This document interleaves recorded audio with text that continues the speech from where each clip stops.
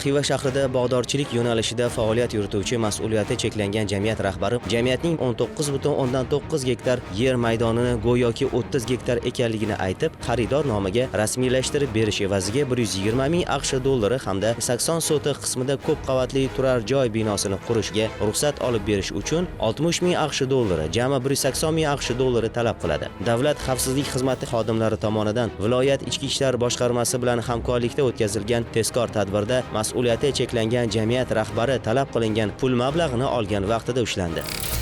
Boshqa holatda esa kadastr agentligining Qo'qon shahar bo'limi yetakchi inspektori dehqonchilikka ixtisoslashgan fermer xo'jalikka 2024-yilda Farg'ona viloyati hokimligi tomonidan 5,8 gektar sug'oriladigan yer maydoni ajratilishida va unda yengil tipdagi issiqxona tashkil etishi bo'yicha tegishli qaror chiqarilishida yordam berganligini ro'kach qilib, ushbu masalani hal etishda ko'maklashgan mansabdor tanishlariga pul mablag'lari berishi kerakligini aytib, fermer xo'jalikning ish yurituvchisidan 150 ming AQSh dollari talab qiladi.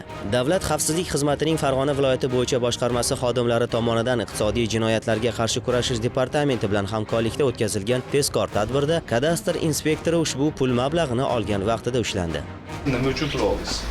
Teklifga chiqqaniga bor edi, shuni fuqaroga direktor oldim. Qancha pul oldingiz? 150 ming dollar pul oldim.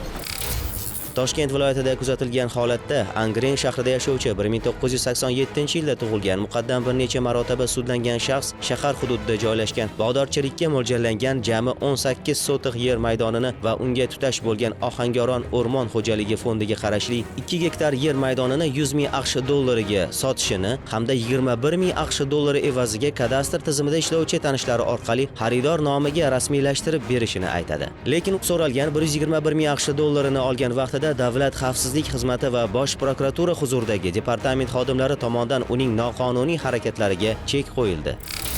Bu kabi qonun buzilish holati Surxondaryo viloyatida ham qayd etilib, unda To'palang Qoratog' irrigatsiya tizimlari boshqarmasining To'palang gidrouzeli bo'limi xodimi Sariosiyo tumani hududidan kesib o'tuvchi daryo va kanal muhofaza yer maydoni bo'lgan 32 sotix yerni 73.500 AQSh dollari evaziga shaxsiy mulk sifatida xaridor nomiga rasmiylashtirib berishini aytib, 70 ming AQSh dollari va 39 million so'm olgan vaqtida huquqni muhofaza qiluvchi idoralar tomonidan ushlandi. Pul kerak edi, bir ozgina joyimni, bog'imni misol yarim bering dedi, dacha qilib qo'yaman dedi. 5 so'tir yer edi.